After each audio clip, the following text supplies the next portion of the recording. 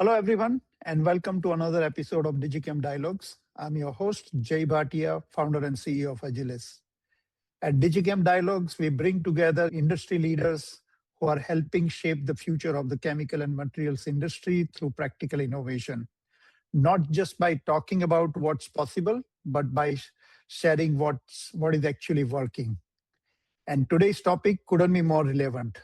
Nearly every chemical company is investing in AI. Yet, many executives and leaders are still asking the same questions. Where does the business value come from?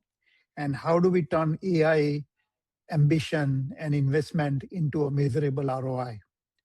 To help us answer that question, I am delighted to welcome Dr. Krishnan Sankaranarayanan. Welcome, Dr. Krishnan. Thank you. Thank you so much. So Dr. Krishnan is based in Houston. I'm calling here from our office in Newark, New Jersey. So Doctor, let me share a little bit of background of Dr. Krishnan. He is one of industry's leading voices on applying AI at enterprise scale.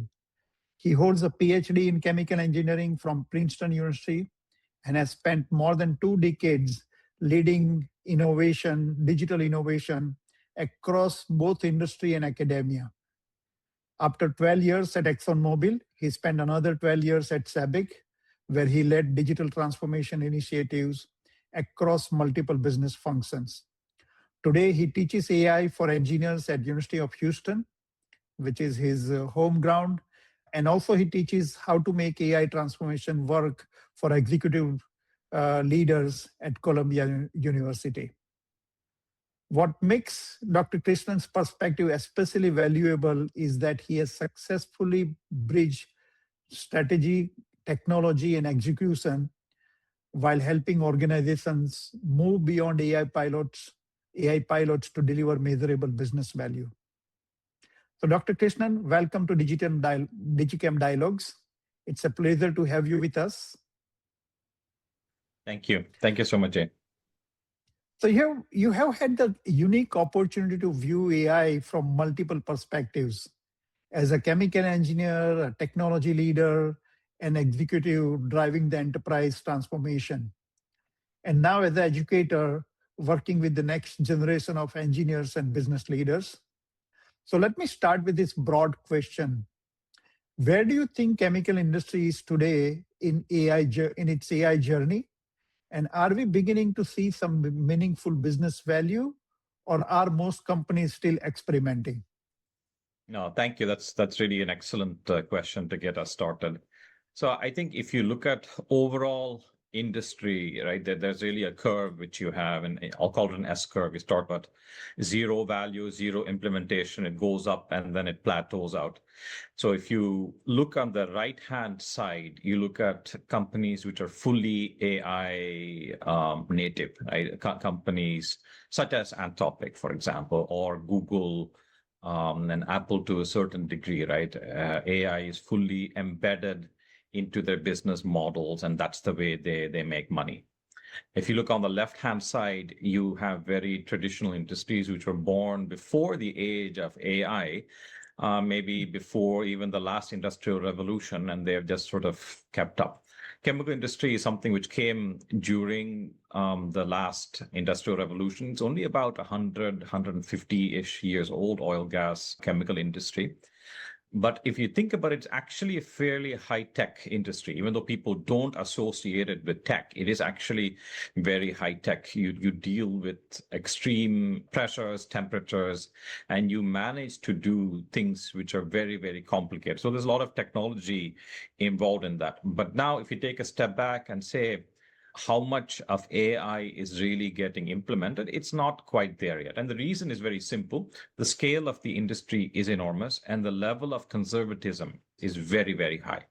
People don't like to experiment. There's a risk management philosophy. You want to make sure the safety records are absolutely spotless. And you cannot afford to make a mistake because it will cascade through the system. Now, having said that, where are we in terms of value? Because that's ultimately what it's about. It's not really about whether you're implementing or not.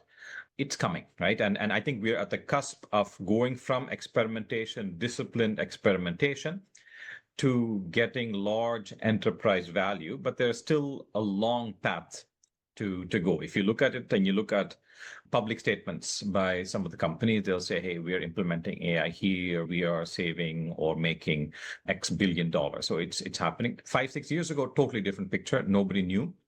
Everybody was jumping into experimentation, going up, down, left, right, and learning a lot on how to do these kind of things.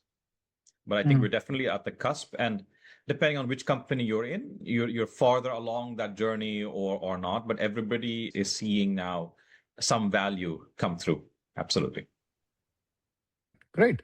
So in our earlier conversation, you mentioned that companies that consistently get ROI right, or greatest ROI, get three things right. Could you walk us through those three pillars of value creation that you talked about? Yeah. Oh, thanks for that question and reminder, Jay.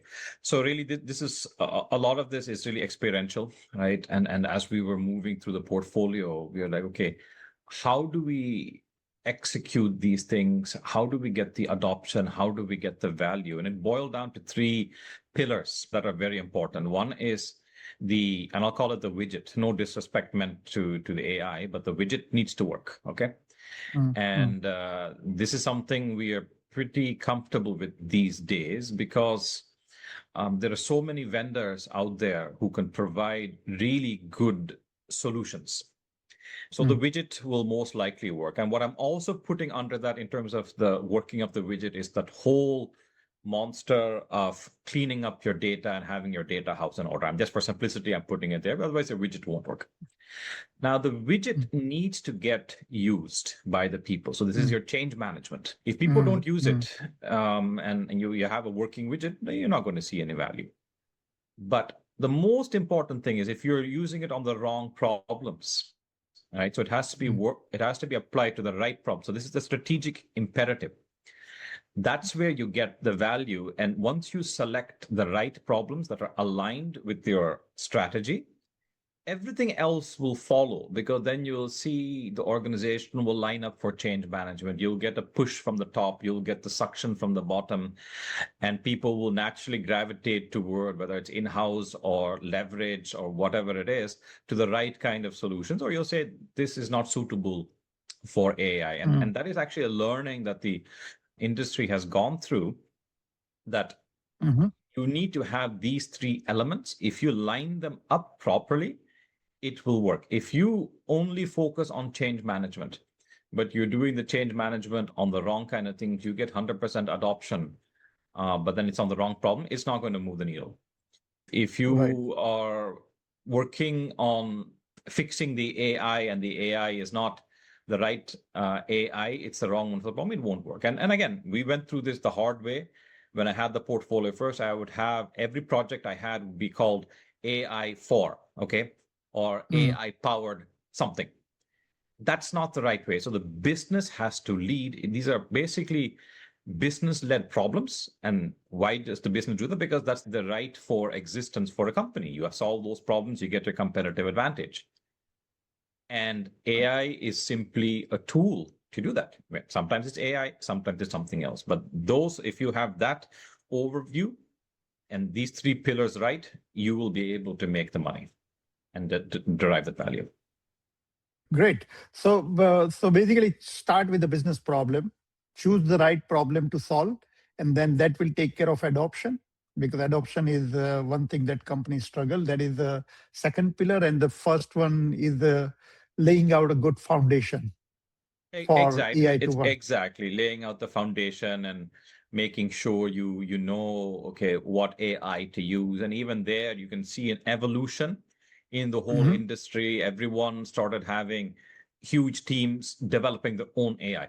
Okay. And then you realize that once you develop the AI, keeping it running and doing all the support, that's a different monster. And as an operator of chemicals, an operator of oil and gas, that's actually not your core competency. So everything becomes actually a strategic kind of problem, right? You're trying to develop a competency which is not naturally yours. And then you should say, look, I'm just going to partner with the right kind of vendors who can bring me that, but I will define what problem has to be solved. Great. So I think let's start with the first pillar, the data foundation. So what does the AI-ready data foundation actually look like in a chemical industry, chemical company? So I will tell you first, before I answer that question, what most companies look like or looked like in the past before they started this, right? So what you'll have is a situation where you have multiple databases and nobody questions what data is in there. The data is sometimes incomplete. Explanations are not there. They are not in sync properly.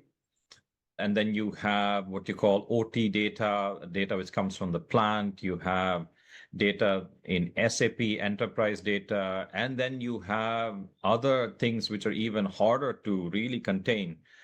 C drives, network drives, you'll have multiple copies of everything running around. That's sort of the reality where everything is. And don't forget paper copies of many things, right?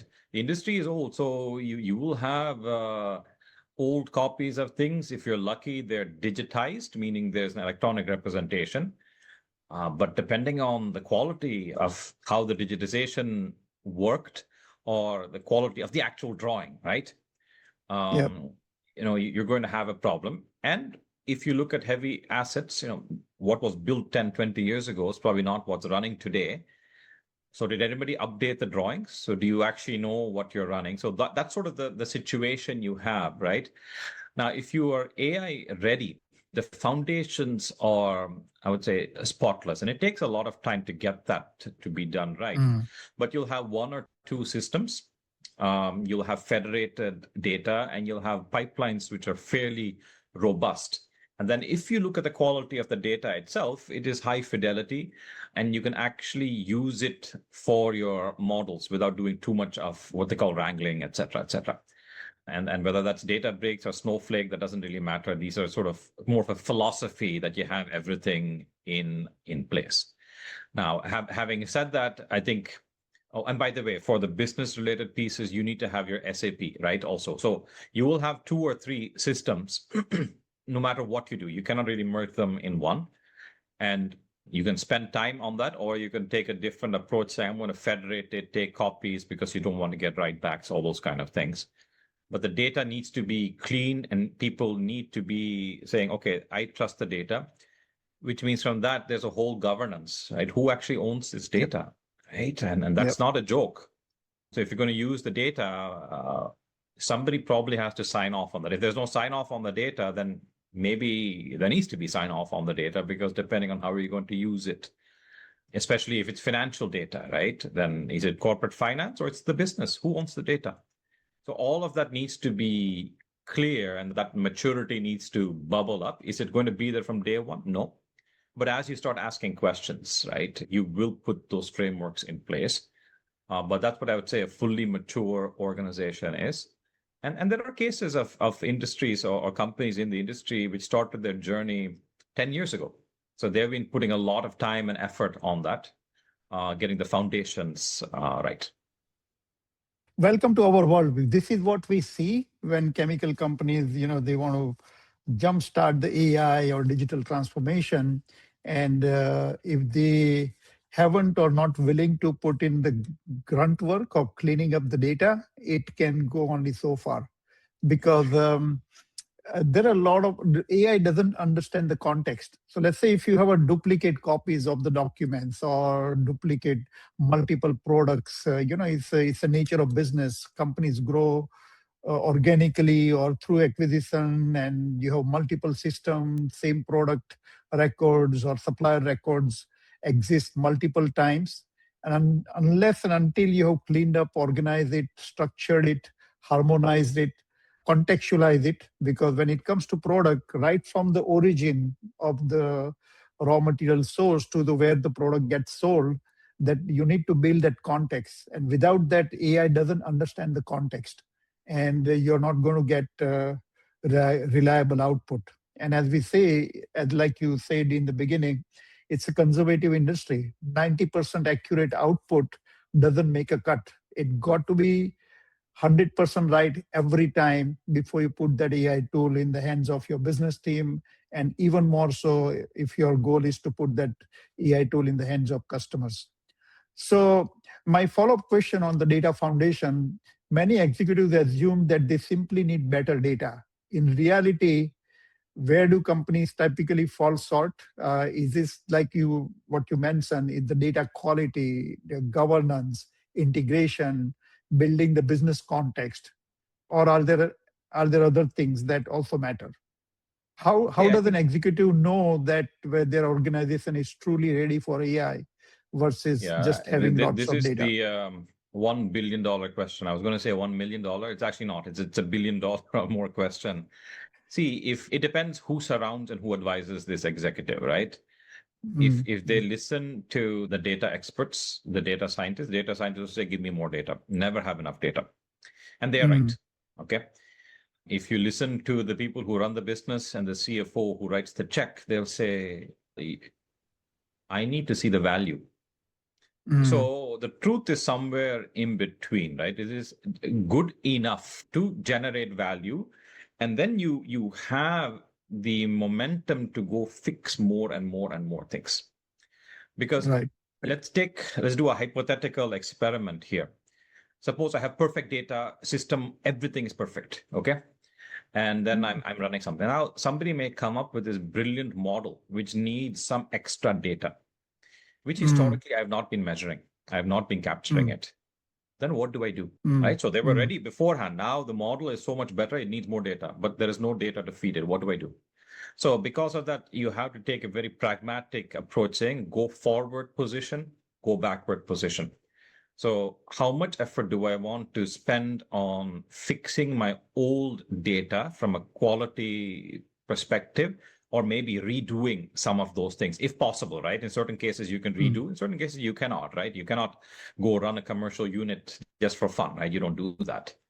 But then also, okay, now knowing what you know and what models you're going to implement, what are the needs? And then maybe I should just start measuring those things or doing things slightly differently going forward. And this is where I think there is no consensus in the industry. My personal view is you can take a horizontal view, right? Saying you fix your data foundations completely, right? And you're going to spend a lot of time doing that.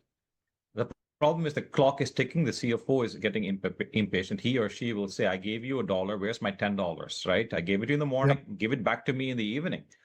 So a very pragmatic view is you pick your use case, you drill deep enough for that. And then you have you go forward and go backward. And then you monetize, and that gives the momentum and the defense to go do more work to fix your data. So always Right. the vector always should be positive. And that's how you solve that. Now, if you have a complete mess, of course, you need to do something. And we had what's called a golden data exercise when we were building some of our own large language models, and we needed to feed it. And these were all documents. I mean, as you said, right, you have different versions, different databases. So we gave targets to the organization saying, go fix it. These are the criteria. And then we got golden data, but some silver data, some bronze data, some rocks, some pieces of wood as well, right? If you think about it. And we were okay with that because we wanted to push things in the right direction. And once people start seeing the results, they said, hey, you know what? I should go back and fix this. I should go back and fix it. And that's exactly what we want. So it's a Right. mindset change. I think that's a very important point you brought up because, in industry is going through the tough times, with all the geopolitical Yep. uncertainties and all. So not many organizations have a patience to go for a 2-year transformation project. So we always say that it should be a more like a lean startup approach where the company should start seeing the value within 6 months. So Yep. it's like basically you break down the whole project into a small bites. And then that is where I think what you said, that start with a business problem makes sense because you can implement you can prioritize your use cases and pick the ones that you can deliver quickly. It is very, very important to show the value, not just to the CFOs, but also to the whole organization to create momentum. momentum of adoption, momentum of recognizing the business value, and then it becomes a more iterative process. The other challenge that we see when it comes to data is about ownership. So traditionally, companies have relied on SAPs or ERP systems for keeping the master data and golden records. But the moment you use only ERP is your system of record, which got to be for operational data. But then when it comes to using AI, you are covering the entire gamut of functions from your operations, supply chain, production, marketing, sales. And the traditional view is that, oh, the IT department owns the data. IT department doesn't own the data. They are the owners of or they create the process, they implement the tools, but the data is owned by every function. So how do you activate that data in a way that businesses can continue to own and iterate or change and amend the data in a more user-friendly interface? Because let's face it, most ERPs are not designed for the business users to manage their data on the fly. Absolutely. And I think, see, the thing is, you can rip everything out and put something new and you'll have a timeline for that. And then you'll be disappointed about the timeline, right? So what I found is a very pragmatic and useful approach is to say, look, you have the systems you have, and you're going to use that as a boundary condition. That's there. And when you are in the process of saying, I need to use this data, I want to use, let's say you have an HR project that you're working on, and you need to use salary data, you need to use demographic data. You ask the question, right? Because initially you don't know who owns the data, right? I'm just oversimplifying. Of course, HR owns this data. And you say, I'm going to put it in this model. Can you sign off on it? I'm going to use it. This is how it's going to be used. And of course, we learned that within the SABIC universe, and this is basically rules, country rules, certain data cannot leave the country, right? So cloud solutions were not allowed in those days. And even now, this kind of data it's very, very sensitive.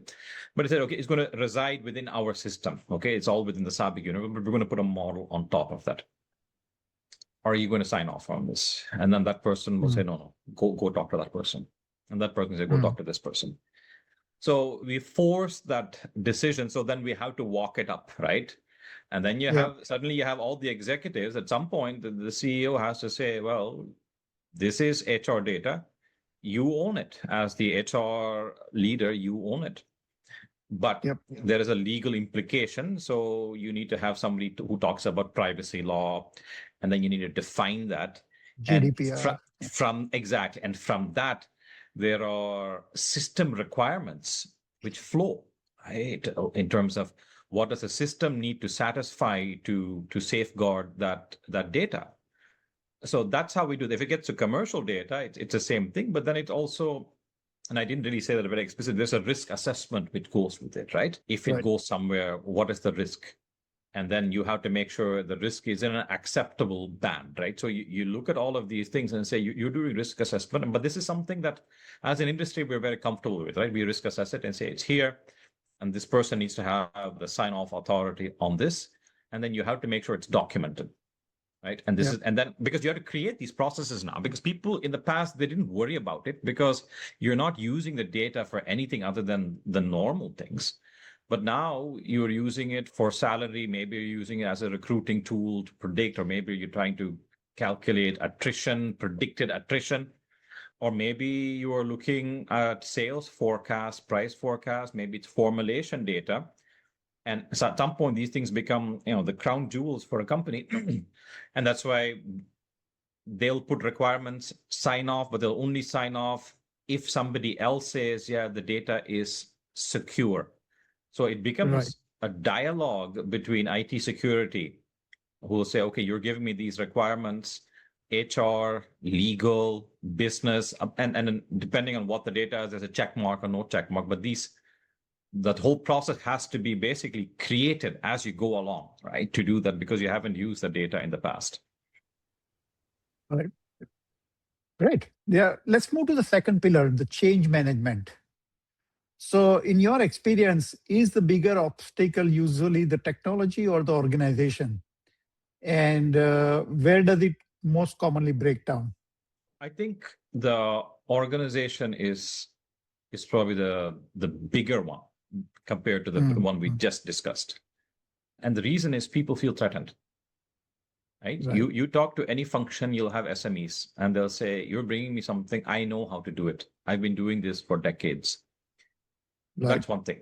The second thing is they will have requirements that may not be aligned with what is possible today. Okay. Or they may feel that once it comes, especially in today's environment, that you're trying to push AI down so you can make me obsolete. So you're using it as a cost cutting. And elephant in the room. It's the elephant in the room, right? And if you think about it, the skills you need to run AI and the skills you need to do, non-AI work, they're slightly different. But the biggest, and this is my personal view, the biggest productivity gain by AI is by people who actually know their craft, right? So let me give as an example, and then I'll get back to the main point here. If you put AI in the hands, and we've seen this, of a very, very capable researcher, okay, that person can do miracles with it, okay, because they've been doing things in a certain way, so everything is working, and so this is a force multiplier. You put it in the hands of somebody who is very, very new, they'll get up to a certain level of competency, which is probably a little higher than where they were. But 5 years from now, they'll still be at that level, right? Because they haven't really learned how to do things. They're just using the AI to outsource their thinking, right? So now you can see that the entry-level jobs, right, they're getting pressured. But 5 years from now, those entry-level people should be mid-level people. And now those people are not going to have the same skills as the mid-level today. And there's been some research also by Harvard on this sort of, where is AI the most effective? Now, but getting back to this whole point about change management, if the users don't use it, what do you have? You got nothing, right? Because that becomes a multiplier of zero. So the value proposition for them is, how does it make their life easier? So you need to understand what a day in the life of a technician looks like, a day in the life of a program analyst or somebody in the business or an operator. And it needs to solve their friction points. If they spend 2 hours going through spreadsheets, if you give them a tool that distills all of that into 2 lines or 2 beautiful charts, so now they can start thinking about it, then they'll say, I like it. And and by the way, they will work with you to make it better. So if so that's the big learning also, and especially coming from the whole oil, gas, chemical mindset of using very linear project planning, right? That you come, you plan, execute, and then you have something. Well, that only works if you know what your final product is going to be. Okay, if you build a plant, for example.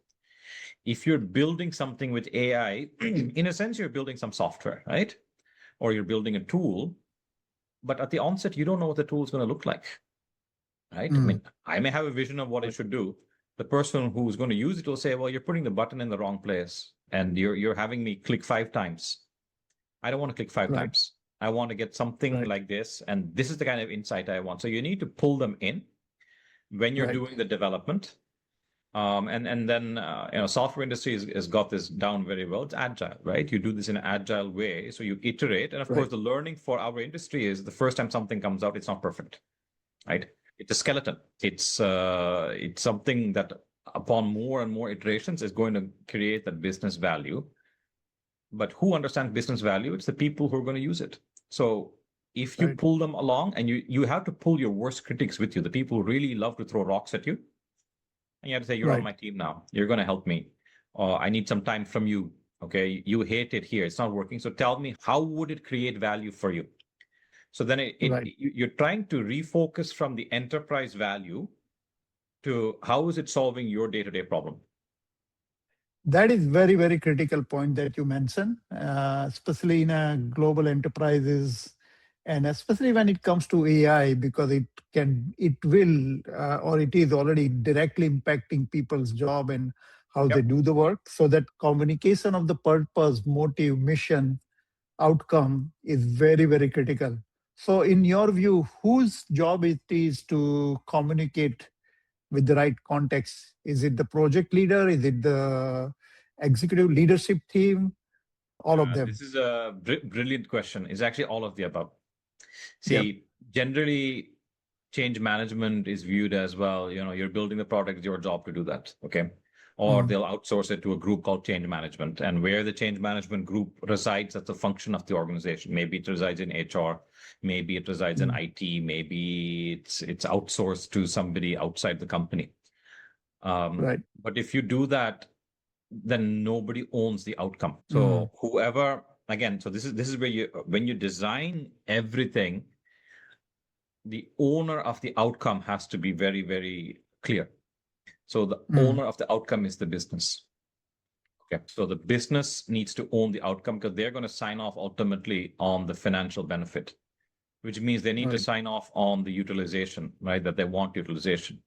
Now, they are only one part of the equation. The other part is going to be, and this is with whole organizational alignment, whoever developed it, they had to be, because they understand the tool inside out, right?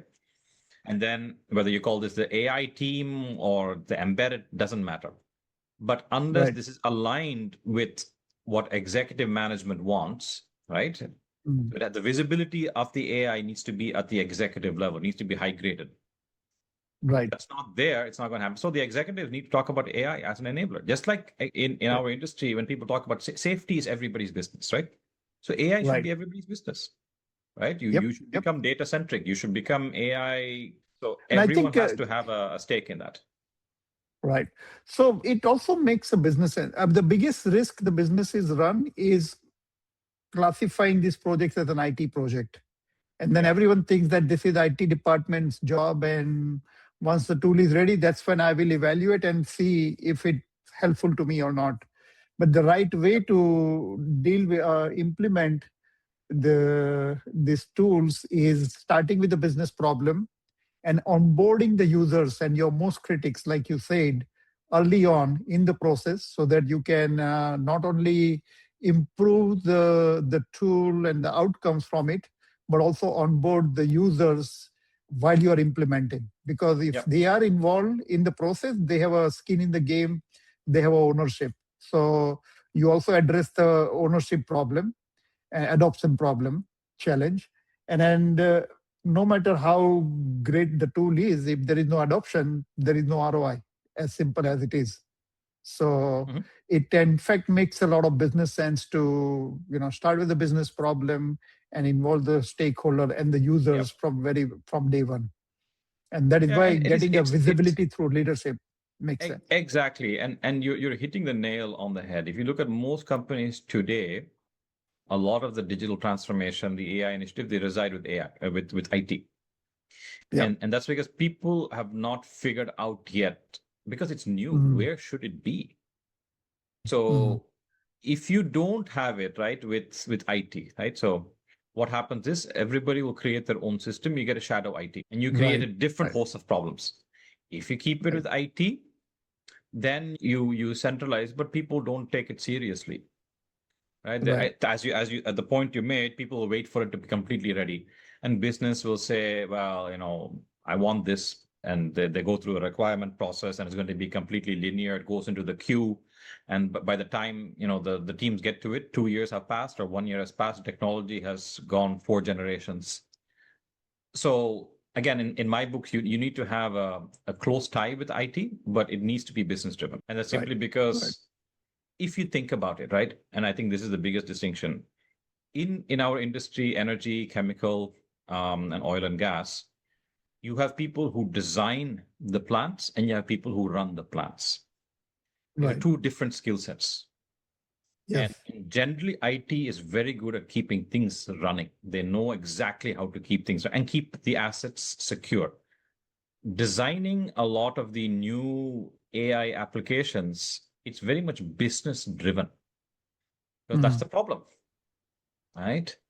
And the business needs to be in the lead. So you can have these functions embedded, AI functions embedded in the business, or you can have a centralized function where you second people.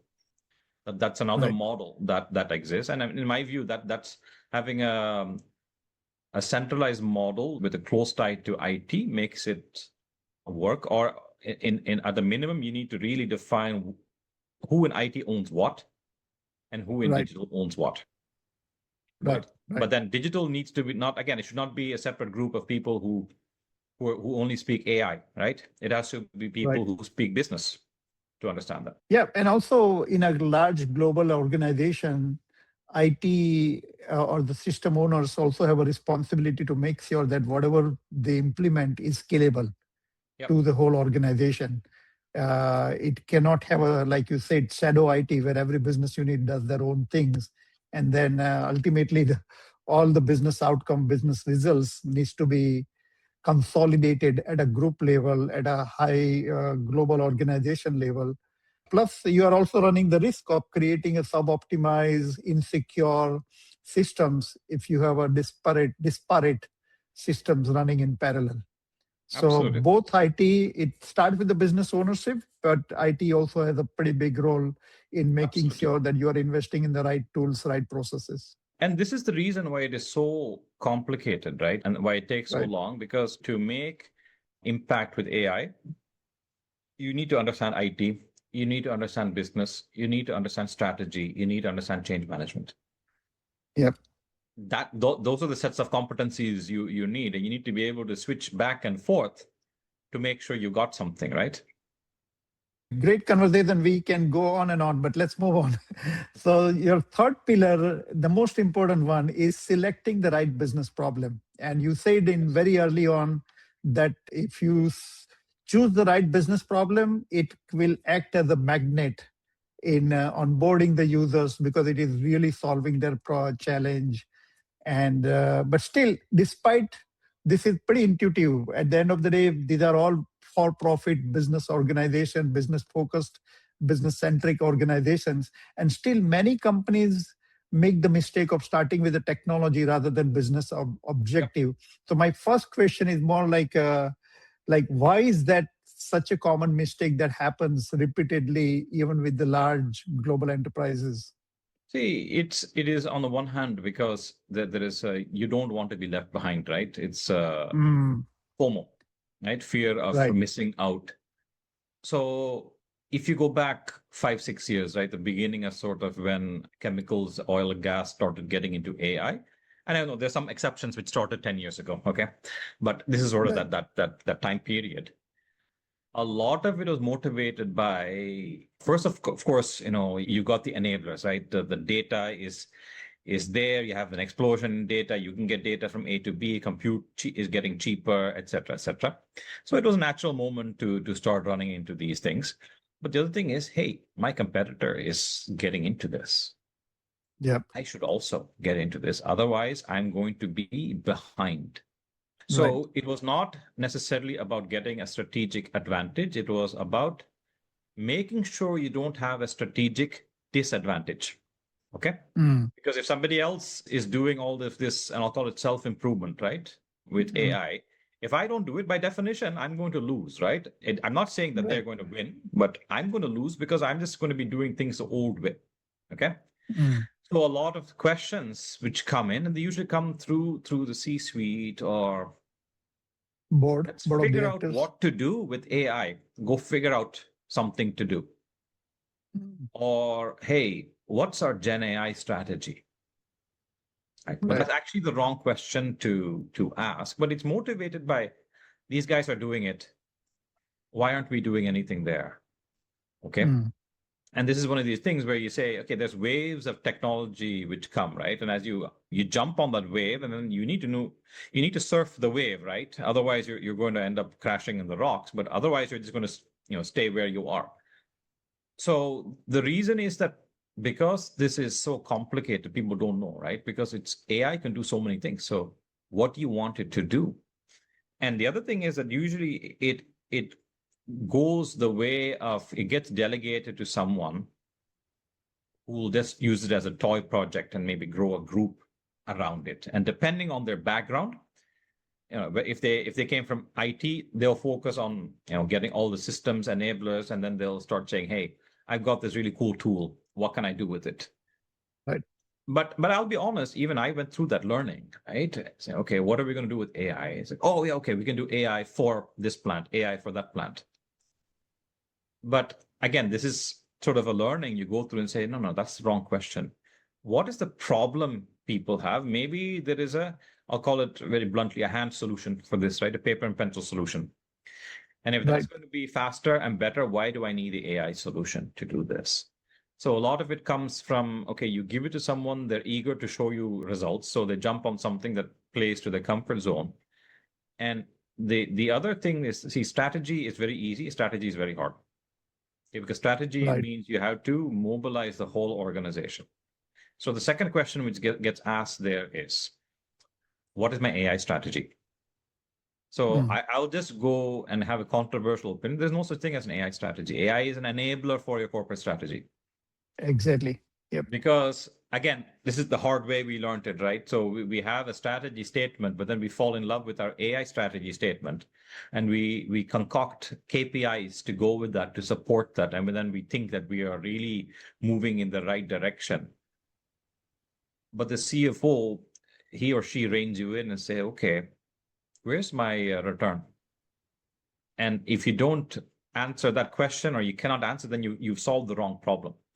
So one of the things, again, a lot of the industry has gone into this saying, hey, we will do large language models, right? So everybody suddenly has one implementation of a large language model, okay? Then everybody starts using tokens, okay? And then everybody burns up their token budget. Because you said, just go find a problem to work on. And then, you don't know what problem. I mean, you and I went through this as people, right? We just get so enthralled with whether it is Gemini or Claude or ChatGPT, and then we play with it. And then we realize, oh, maybe, I don't want to be paying more than $20. Do I have to pay $120 now per month if I want to do some stuff? And am I actually solving any problems? Yeah, as an individual, I can easily stop it and say, okay, I'm not getting anything out of this, right? But as a company, you will only see it once the bill comes in. Right. So the right way of doing this, again, this came through iterations, is you need to understand the value levers of your company. How does your company make money? Right. What is your corporate strategy? How can AI enable that? And then marry that with the friction points, right? So all the problems people have. That gives you your AI strategy in quotes, okay? Because it's just simply you're inserting your tools with that. And now your KPIs are aligned immediately, right? Because the KPI to solve a business problem is, okay, you want to increase sales, for example. Okay, so you're going to try now with your tools to increase sales. Okay, so now you will have your leading and lagging indicators for that, but everything is business. Everything is business. And now the top of the house will say, well, these are our strategic objectives. This is our quarterly plan. This is what you have to do. And bottoms up, you'll get the suction for the tools. And because they're solving the tactical problems for them. And then the train starts moving in the right direction. Everything falls in place then, because change management, well, you're supposed to be doing this, right? You're supposed to be using these tools because they're making your life easier. They're solving your problems. And the tools, they work. And now, you need to, because you selected your problems correctly now, you don't mind spending a little extra time fixing your data. Or you have a threshold saying, beyond this, I'm not going to spend time on 200-year-old data or 150-year-old data because I can't get any more incremental value. Right. And you start running things like capital projects. Same discipline on that. Yep, very rightly said. The question is not what is my AI strategy. It's what is my business strategy and how AI can help me deliver it faster, cheaper, more effectively. And so talking about that, let's concrete on some of the real life use cases across the chemical industry. Which AI applications have you seen generate the most significant and durable value or returns, and which are still more hype than reality? Yeah. So I think there is, if you walk backwards, right, you look at your income statement, you say, what determines my income statement? It is throughput, right? Whether this is barrels per day or tons per day, that's what it is. So what affects that? Well, you've got unplanned shutdowns, right? Why do you have unplanned shutdowns? So you go through that whole matrix and then you say, look, equipment is failing and I'm behind on that. So that leads you to a Mhm. class of AI solutions, which are called preventative maintenance, right? And it's not that preventative maintenance is new, but now you have different tools that can really make a whole lot more sense out of that. And when we were piloting some of these things, we actually caught some of these events about to happen. So they immediately paid back the investment and bought the credibility. So if you look at it in manufacturing or production, keeping to that nameplate capacity, right? So avoiding loss, right? That's a big one where you can get your payback. The other one is saying, well, how do I get more out of my units? So now, depending on whether you're oil and gas, or let's say, let's pick a regular chemical plant again, how much can I stretch my limits? So how much optimization on the fly can I do? And can I use more AI-informed optimization models, which take more information, different information, and say, hey, operate at this point, operate at that point. Because you'll be able to squeeze 0.5% more here, 0.5% more here. Those are the ones. The things that are not yet coming to fruition is, see, every function now is doing its own AI, right? Production, manufacturing is doing something, supply chain is doing something, and then business is doing something. You need to integrate those, right? So now if you have all your data in one place, you can start optimizing the whole, right? Optimizing the whole enterprise. We are not there yet, but it will come. Pieces where the payout is not going to be very high, even though that's the one which people see is the most visible. It is, I would say, in, I'll call run-of-the-mill AI, right? You give everyone access to a large language model. It helps them write emails. Yes, it'll make you more productive, but how do you compute that? Yeah. Right? If you were at 150% load, and now because of that, you can handle that 150% load, it's very clear, right? But if you're going to use that time that got freed up to go have more coffee with your buddies in the office, you can't quantify it. And as a company, if you save half an FTE, what are you going to do? Yep. Generally, you hold on to that person because they're doing something. You're not going to say, I'm going to get rid of half a person, right? But if it's 1 FTE, I mean, yeah, it may sum up to 1 FTE, but it's 1/10 here, 1/10 here, 1/10 here, right? So those are the ones which are not going to pay that much, right? So I would say the run-of-the-mill kind of things, maybe the AI in some of the non-core functions, right? So I say non-core because for a chemical company, HR is not a core function. Finance is not a core function, right? So you will get some production increases there. And from my experience, the projected value of the project, it's not very high. The projected value is very, very high in manufacturing production, but also in supply chain. And because the volume that moves through that, if you can get 5-10% discount by using AI tools, you're a winner. But Krishnan, we are running sort of time here. So maybe the last question, and I do have a couple of questions from the audience. So let's say if you're a CEO of a chemical company or a business leader and starting your AI journey today, what's the one thing you would tell them to get it right before anything else? I think what you need to get right is you need to define the problem. And then once you have the solution, how are you going to quantify the impact of the solution? So if you say, okay, I've got a good problem here, and let's say I'm going to keep I'm going to improve the research efficiency, right? Or I'm going to improve throughput through something, okay? So you've defined your problem.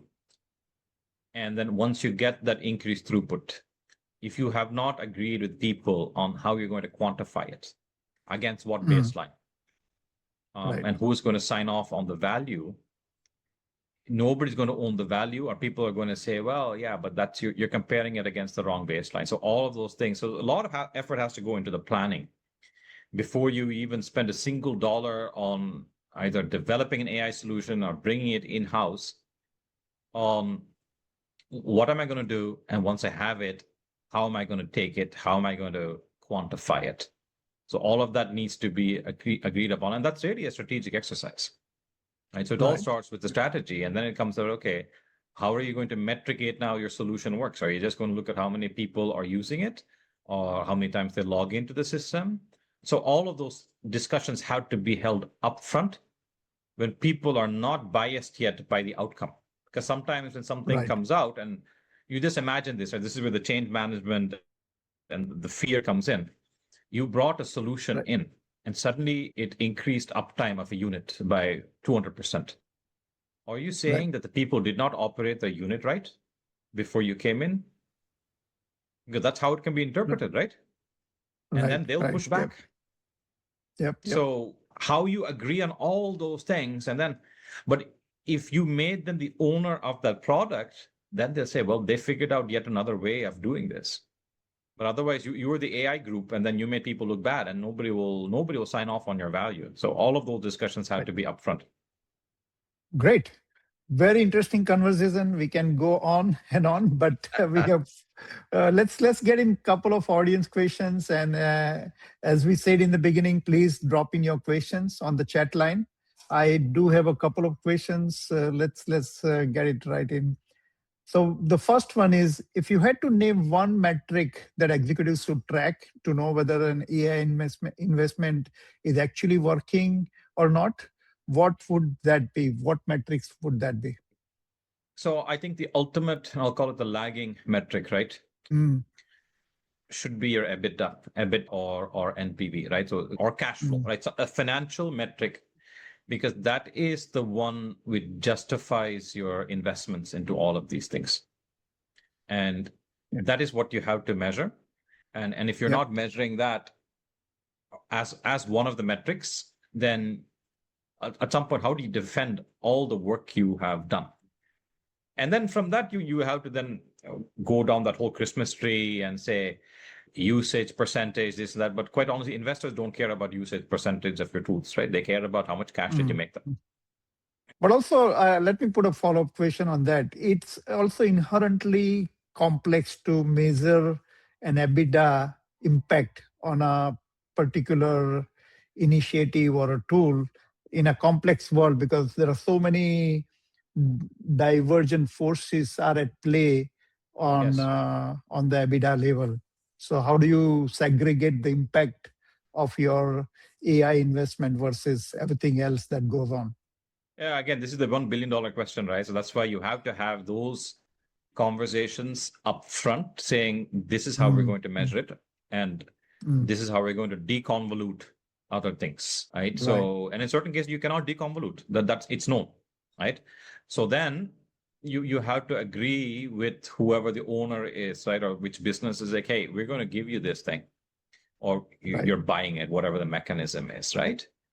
And this is what we should be reporting if it hits certain other metrics. Because, see, increased cash flow, for example, right? If the market goes up, you're going to get more cash if you sell the same, right? If the price goes up, of course. So how much was due to this? I mean, quite honestly, I've been doing an experiment at home trying to see what's the effect of my new filters on my AC system, right? And the problem is I don't get the same day every day, right? It's different every day. So how am I supposed to deconvolute this? But you have to spend time in doing that and agree, right? Agree on the imperfections in your method and say this is projected. And if you do that, or you may say, look, it is non-discussionary. If I don't do that, I will be behind, right? So that can also be a mindset saying, if I don't put things in, these productivity tools, I'm going to be behind. Let me ask you a question, right? It's a counter question, because that's really the complexity we deal with.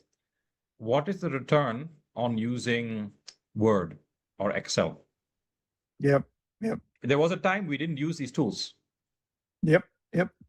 It's the same thing, right? We had to say, hey, we're going to metric it. There should be something that moves up. After a certain while, we're going to stop measuring it because we can't measure it anymore. It becomes the new way of doing business. Right. It becomes a table stakes. Yep. So I have a couple of more questions, but those are already answered. These questions drop in before we cross that point. So how do you build the internal business case for investing in a data foundation when ROI is indirect? So that's been addressed. Who owns the AI strategy inside a chemical company? We already addressed it. So let me go to the one last question. So given your work teaching at Columbia and Houston, as well as working with the corporates, big corporations like ExxonMobil and SABIC, what is the biggest misconception executives walk into implementing AI? Yeah. You partly addressed it, but I want to hear Yeah, I'll be If you have very any. explicit about it. One is that it's, again, I'll oversimplify that it's an IT problem, Yep. right? That's I'm oversimplifying intentionally, right? That's okay. It's the Right. IT problem, and you can just buy a solution and just dump it in and do that. So the dumping in and doing means you are minimizing the change management aspect, and you're not understanding the strategic imperative. Because one of the things with AI solutions is that the change management is 2 orders of magnitude more complicated. Because you don't know, with the normal change management, you know the endpoint, right? You know the endpoint, Right. so it's defined, right? You do an S4 HANA upgrade, the endpoint is more or less defined, right?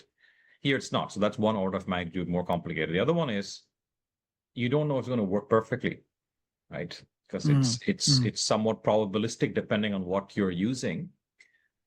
So then you have to change your internal way of thinking, the ways you do working. And that is actually, I would say, the biggest misconception that is just sort of a small efficiency gain here. If you do this right, you can actually change the rules of the whole industry. And actually, it's unfortunate we're almost over time, because that's another probably 1 hour discussion, maybe for another seminar. But digital and AI or technology has the ability to break conventional business models. Yes. Okay, so I alluded to it a little bit, where I said, hey, these functions now, you should stop running them as manufacturing, supply chain, and business. You should run them as one, because now they have access to the same data. It's no longer a physical handoff like that. You can use that. You can make different decisions. You can optimize differently. So, Right. I mean, the example here is the record industry, right? I mean, it doesn't function the way it used to be. Motown, all those companies, they're different. Now it's basically, it's peer to peer. You can buy one song. You used to buy a record.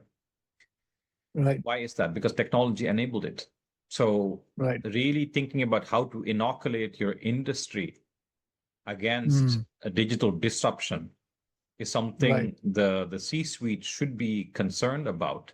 Now, having said that, most of the industry is still working on how do I monetize, right? So this is step number 3, what I'm talking about. But unless you have line of sight onto that, yeah, you can increase your efficiency. At some point, somebody will come up with a business concept so radical that there's a step change, and then you're out of business. Right. Yep. I mean, think about it. This industry goes through the feast or famine when it comes to supply and demand cycles. Yep. And at the same time, everyone is building the same molecules. It's technology. There is not, I mean, I'm talking about the commodity chemicals and some of the technologies have been around for more than 100 years. Is it possible that in future producers can swap the capacities and run more lean operations, and everyone can benefit from it in terms of optimizing and cost? that's exactly right. And I'll leave that sort of as a thought, right? Because I think that requires a deep dive. The way we buy books today, it's different. So we go to an aggregator, right? We go to Amazon, we look, and then maybe we go to a physical bookstore and look at the book just to see if it's right. And then we go to Amazon, and God knows where that book comes from, right? Yep. Amazon is not just books now, it's all kind of things. And Amazon works because it has knowledge about me. It knows what I like. It knows what I'm buying, and it knows where to find it. So supplier and customer, it's a middleman. So it's not the supplier who's making all the money more. Amazon is so big, and squeeze everyone. So just imagine a system as a chemical supplier. Maybe you don't need to put a single penny down for capital expenditure. You just lease it, you just buy it, and then in return, you give something to those original producers. But now you have all the consumer information, and you use AI tools to match those things perfectly, but also to maybe develop certain products on the fly. This is your Lowe's paint model, right? You take a piece of your wall to Lowe's, they'll make something for you. So you can start thinking along those dimensions, and then you say, you know what, maybe the way we're doing things today is not going to be the way we do things tomorrow. And you can see it even with energy industry, right? It used to be that the paradigm used to be huge chemical or nuclear reactors. And now, you've got these small modular reactors. That's the new paradigm, right? Solar on every roof. It's a new paradigm. So anyway. That's for maybe for next episode. Yes, We should yes, have a indeed, follow-up conversation. Dr. Krishnan, thank you very much for your valuable time and sharing your insights. If people want to reach out, what is the best way to reach out to you? I think they can reach out to you, and then they can, you know my coordinates, and we can get in touch. Yep. Or you are also on LinkedIn. So yeah, I'm on LinkedIn. please. They can find me. No issues. Absolutely. Thank you very much, Dr. Krishnan, and have a great day. Thank you, everyone, for joining. Okay. Yep. Bye-bye.